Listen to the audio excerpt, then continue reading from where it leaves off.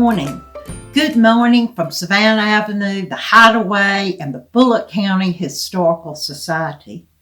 Today's tidbit takes us to one of Georgia's most important islands. It's sponsored by corporate members, McCook's Pharmacy, Maxwell Reddick and Associates, and the William James Family Legacy Group. I want to personally thank these close friends for supporting our society. Sapelo Island is a barrier island located in McIntosh County, Georgia. It's only accessible by boat or plane. There is a 7-mile, 20-minute ferry ride that runs twice daily from the mainland to the island. The ferry ride is one of my favorite things about a visit. The school on the island closed in 1978. So the children ride the ferry to the mainland and then take a bus to school. How cool is that? Human beings have been on Sapelo for at least 4,000 years. Inhabitants or occupants include Native Americans, Spanish missionaries, English pirates, African slaves, antebellum cotton planters, and northern industrialists. During the 16th and 17th centuries, Sapelo Island was part of the Wally Missionary Province of Spanish Florida. We covered this in depth with our tidbit on St. Catherine's Island. Wally is spelled Guale. Thomas Spalding, both a Georgia senator and U.S. representative, bought the island in 1802.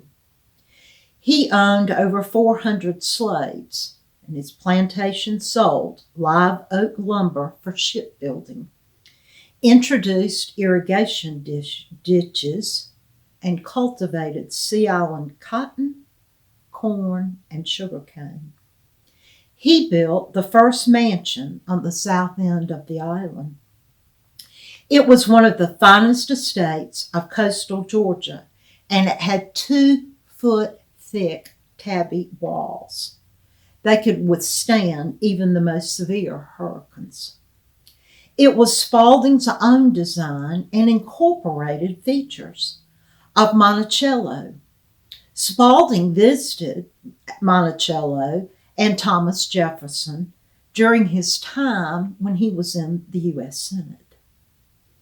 In 1820, the brick lighthouse was built on the south end of Sapelo, overlooking the shallow waters of the Doughboy Sound. It was built on land donated by Thomas Spalding to guide shipping into the growing seaport of Darien. During the early 20th century, the international road races were attracting notables from the motor world to Savannah, Georgia. That's a tidbit coming up. One attendee was Howard Coffin, founder of the Hudson Motor Car Company. Coffin purchased the entire island, save for the land owned by former slaves, for $150,000 in 1912. Coffin had miles of shell-covered roads built and bridges built to cross over many creeks, while old fields were brought back into cultivation and large tracts were set aside for cattle grazing. They renovated and enlarged the Spalding home, also known as South End House, creating an island paradise unsurpassed on the eastern seaboard.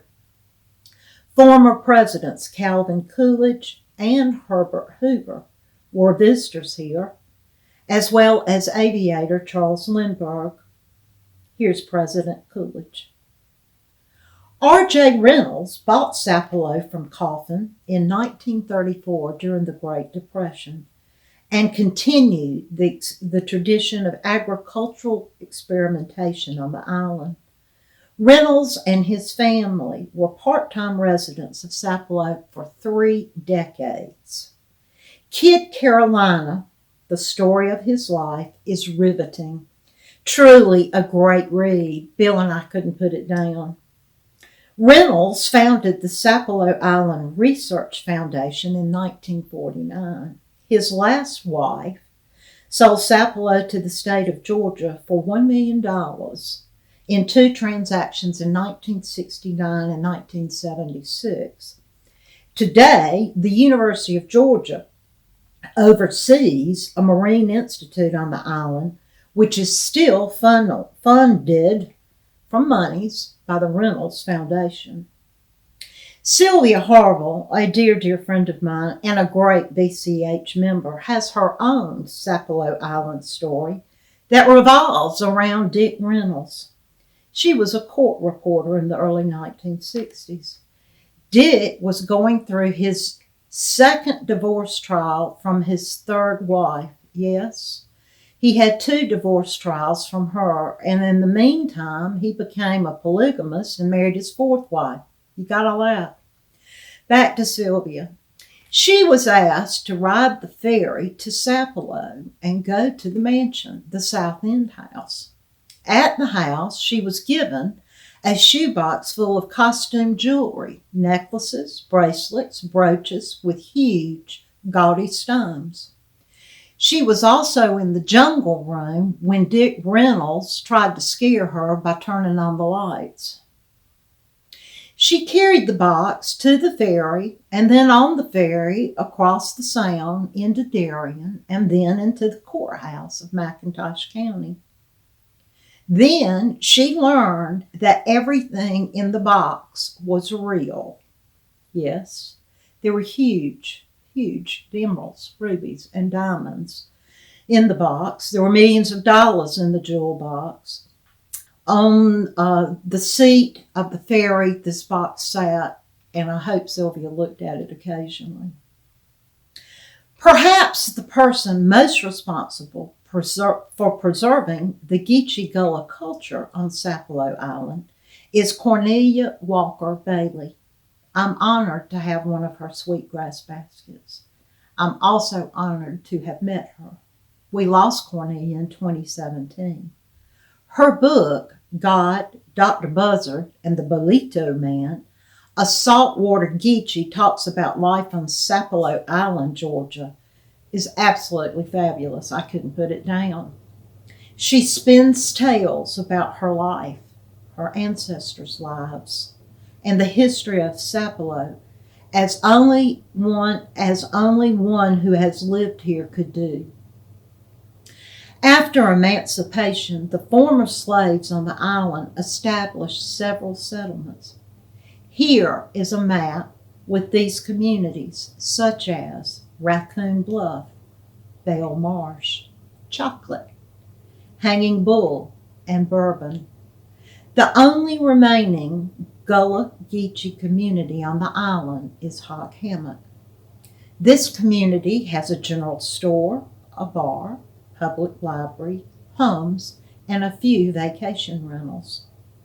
There are two active congregations in Hog Hammock: St. Luke Baptist, founded in 1885, and First African Baptist, established in 1866.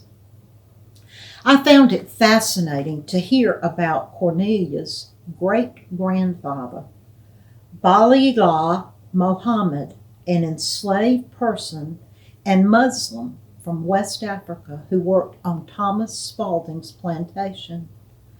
Mohammed was born sometime between 1760 and 1770 in Timbo, Guyana.